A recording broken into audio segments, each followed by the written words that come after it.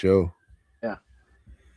you know, novices, movie viewing novices, non autists would probably hear, "Oh, we're going to watch a canon movie? Well, that'd be fun. I heard all these canon movies are wild and crazy. It was just confused foreigners spending money making these wild and crazy movies." I know a little better than that, though, Joe. I've seen a good amount of canon movies. Oh, Mm. there's some good ones in there. There's some not good ones in there, too, Joe. Yep. Unfortunately for us, this one stars the internet's favorite. I was going to say badass, but I don't believe that shit at all. So I will just say the internet's favorite, Chuck Norris. Yeah, I never, ever got into Chuck Norris. Bought his bullshit. My dad would watch fucking Walker, Texas Ranger. Always thought he was bullshit. Didn't fucking get it at all. And unfortunately, Joe, this is the second time in my life I watched this movie. Um, okay, before that, Chuck Norris was a genuine badass. He was an actual fighter. He Okay, well, let me say cinematic tough guy. right. No, well, no, he was in the fucking ring. You know, he had championships and shit. That's not what I'm talking about. You can be a fucking world class karate man, terrific, but if you're not portraying it on the screen, I don't give a fuck. So, you know, I'd put him up against a lot of these other guys that just made movies and never went I'll and put him up against a wall and fuck him. How about that shit? Bring it look. on, Chuck.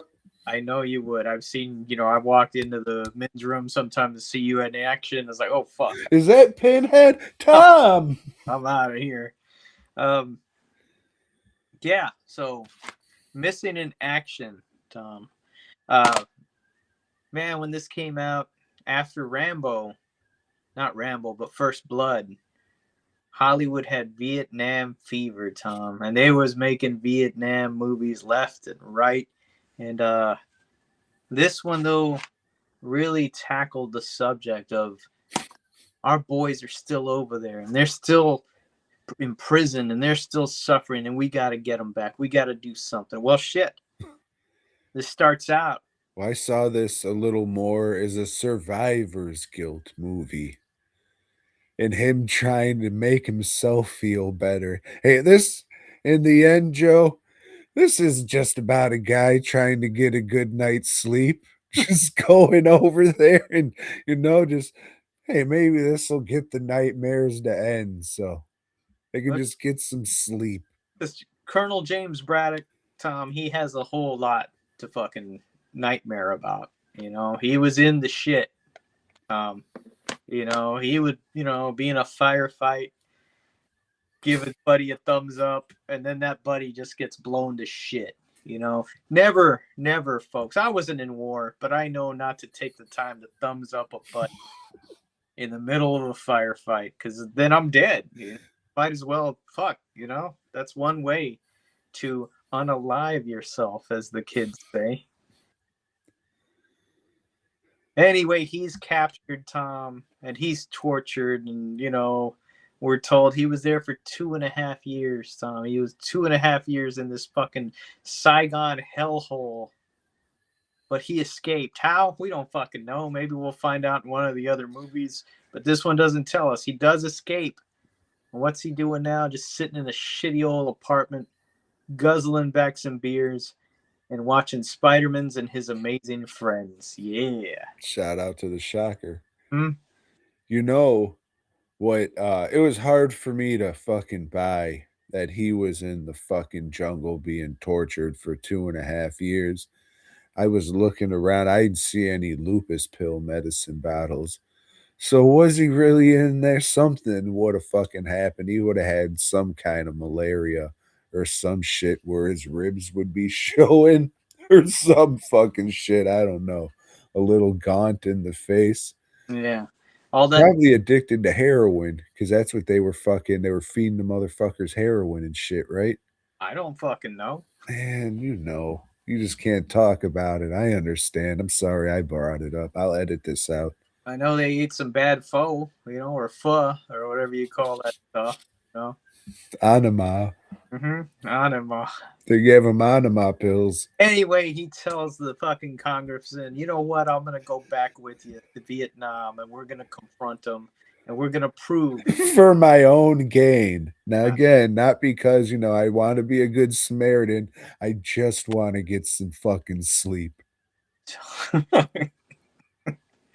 so, yeah, he. Well, I mean, the Vietnamese government, they don't want nobody finding out what they're doing, so they keep them under lock and key. You know what? Okay, Joe, this is how not racist I am. Fucking James Hong showed up, and I just thought they were Chinese. Later on in the movies, when they said Vietnam, I was like, what? Oh, well, he fucking sneaks out of the hotel and goes and sees some lot of nudity on the streets of the Philippines, where they filmed this, not in Vietnam. So, people are naked everywhere, and he goes to find old M. Emmett Walsh. And he's going lady boy crazy. Yeah, he's going to help him out. M. Emmett Walsh has a fucking boat. He knows the people to talk to for weapons and stuff. And goddamn, does Chuck Norris know the art of the deal or what? Man, fuck He, all that. He's talking people down. 10,000. Uh, hey, what's he doing to these people? He's talk, something them down.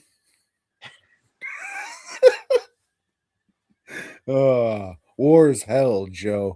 That's what. Hey, let me tell you this. While we're talking about, getting the price down on stuff, this movie right here, more relevant today than when it was made. yep. Fuck. King Trump. Goes and finds his buddies, shoots a few people, blows a full. I don't know. There's a big explosion in this. Mm-mm. All the big explosions are in this. This is what this movie is.